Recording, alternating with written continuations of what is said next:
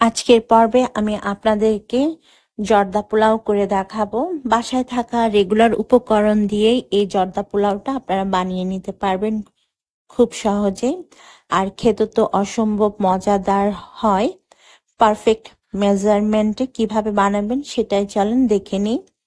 এর জন্য আমাদের লাগবে পোলাওয়ের চাল। আমি এখানে 1 কাপ চিনি গুঁড়া পোলাওয়ের চাল নিয়েছি। এখন এই চালগুলোকে আমি 2-3 বার পানি চেঞ্জ করে ধুয়ে নিব।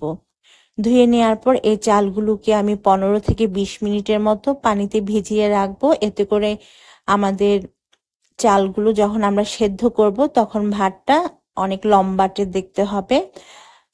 তো এখন 20 মিনিট পরে আমরা কি করব, চালের থাকা পানিটাকে ঝরিয়ে নিব আর চালটাকে এরকম একটা ছাঁকনির মধ্যে নিয়ে নিতে হবে বাড়তি পানিটা ঝরে যাওয়ার জন্য। এটা রেখে দিব একপাশে। এখন চুলায় চলে যাব পানি সেদ্ধর জন্য। একটু বেশি করে পানি দিতে হবে চালগুলোকে ফুটিয়ে নেওয়ার জন্য। আমি এখানে 5 কাপের মতো পানি নিয়েছি। এখন দিয়ে দিচ্ছি 1 চা চামচ পরিমাণ জর্দার রং। জর্দার রংটা পানির সাথে খুব ভালোভাবে মিশিয়ে নেওয়ার পর আমরা মিডিয়াম টু হাই হিটে ততক্ষণ পর্যন্ত ফুটাবো যতক্ষণ না বলক আসে। পানি থেকে বলক চলে এসেছে। এখন ধুয়ে পানি ঝরিয়ে রাখা পোলাওয়ের চাল দিয়ে দিতে হবে। আর পোলাওয়ের চাল পানিতে দেওয়ার সাথে সাথে 2 মিনিটের মতো অনবরত নাড়তে হবে, না হয়তো গরম পানিতে পোলাওয়ের চাল দিলে দেখা যায় সেটা দলা পাকিয়ে যায়। তাই নাড়াচাড়া কিন্তু বন্ধ করবেন না। আর আমাদের এই ভাতটাকে 80% মতো সেদ্ধ করে নিতে হবে। আমি 5 মিনিট ঘড়ি ধরে সেদ্ধ করে নিয়েছি আর আমাদের রাইসটা 80% মতো সেদ্ধ হয়ে গিয়েছে। মনে রাখবেন কোনোভাবেই কিন্তু ভাতটাকে নরম করে সেদ্ধ করা যাবে না, না হয়তো জর্দা ঝরঝরে হবে না। যখন এটা 80% মতো সেদ্ধ হয়ে যাবে তখন পানিটাকে একদম ঝরিয়ে এরকম একটা স্টেইনারে নিয়ে নিতে হবে আর ঠান্ডা করে নিতে হবে। সেই ফাঁকে আবারও চলে এসেছি চুলায়। একটা প্যানে আমি 1/2 কাপের মতো পানি দিয়ে দিচ্ছি। এখন দিয়ে দিব চিনি 1 কাপ পরিমাণ। যতটুকু চাল নিবেন ততটুকু চিনি ব্যবহার করতে হবে, এই রেশিওটা অবশ্যই মনে রাখবেন। একটা তেজপাতা, একটা ছোট সাইজের দারচিনি স্টিক, 3-4টা লং আর 3-4টা এলাচ দিয়ে দিতে হবে। 1 চিমটি মতো লবণ দিয়ে দিচ্ছি স্বাদের ব্যালেন্স ঠিক থাকার জন্য। সবকিছুকে ভালোভাবে মিশিয়ে নিব যতক্ষণ না চিনিটা গলে যায়। আর অপেক্ষা করব পানিটা থেকে বলক আসা পর্যন্ত। যখন এই পানি থেকে বা শিরা থেকে বলক আসতে শুরু করবে তখন দিয়ে দিতে হবে 1/3 কাপ পরিমাণ ঘি। আপনারা যদি ঘি দিতে না চান সেই ক্ষেত্রে তেল বা বাটারও দিতে পারেন, তবে আসল টেস্ট পেতে হলে অবশ্যই ঘিটা ব্যবহার করতে হবে।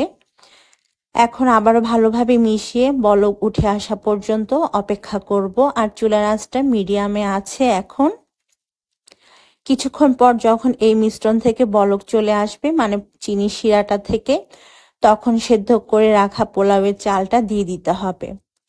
সম্পূর্ণটা দিয়ে দেওয়ার পর খুব ভালোভাবে শিরার সাথে মিশিয়ে নিতে হবে আর হাই হিটে রান্না করতে হবে যতক্ষণ না পানিটা বা শিরাটা শুকিয়ে চালের গা মাখা মাখা হয়ে যাচ্ছে। আমি এটাকে হাই হিটে রান্না করে নিচ্ছি কিছুক্ষণ। দেখতে পাচ্ছেন আমাদের রাইস থেকে বলক উঠে এসেছে। এই পর্যায়ে আমি দিয়ে দিব কিছু ড্রাই ফ্রুটস। আমি প্রথমে দিয়ে দিচ্ছি কিশমিশ 1 টেবিল চামচ। তারপর দিয়ে দিব মুরব্বা। এগুলো আপনারা আপনাদের পছন্দ অনুযায়ী কম বা বেশি দিতে পারেন। বেশি দিলে খেতে বেশি মজার হয়, অনেকে ড্রাই ফ্রুটস গুলো খেতে পছন্দ করেন। আর 1 টেবিল চামচ পরিমাণ বাদাম কুচি দিয়ে দিলাম। সবকিছু রাইসের সাথে খুব ভালোভাবে মিশিয়ে নিতে হবে। খুব ভালোভাবে মিশিয়ে নেওয়ার পরে যখন পানিটা আরো একটু টেনে আসবে তখন ঢাকনা দিয়ে দিব। ঢাকনা দিয়ে একদম লো হিটে আমরা 10 মিনিটের মতো দমে দিয়ে দিব। 10 মিনিট পর ঢাকনাটা খুলে নিব। এবারে আমরা দেখে নিব আমাদের জর্দা পোলাওটা কেমন হয়েছে। দেখেন আমাদের জর্দা পোলাওটা একদম ঝরঝরে লাগছে, যে পানিটা বা শিরাটা ছিল সেটা টেনে এসেছে। কিন্তু একটু একটু পানি এখনো দেখা যাচ্ছে। তাই আমি যেটা করব, আরো 5 থেকে 6 মিনিটের মতো লো হিটে দমে দিয়ে দিব।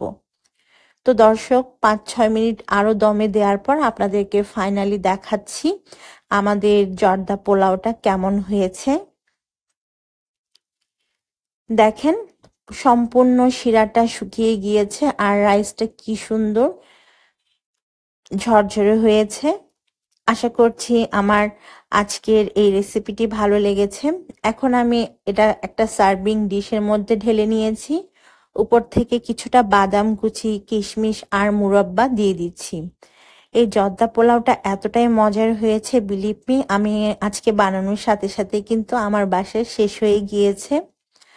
তো আপনাদের নিশ্চয়ই রেসিপিটা ভালো লেগেছে। ভালো লাগলে প্লিজ আপনাদের ফ্রেন্ডস এন্ড ফ্যামিলির সাথে শেয়ার করবেন। সেই সাথে ভিডিও ভালো লাগলে একটা লাইক দিতে কিন্তু একদমই ভুলবেন না।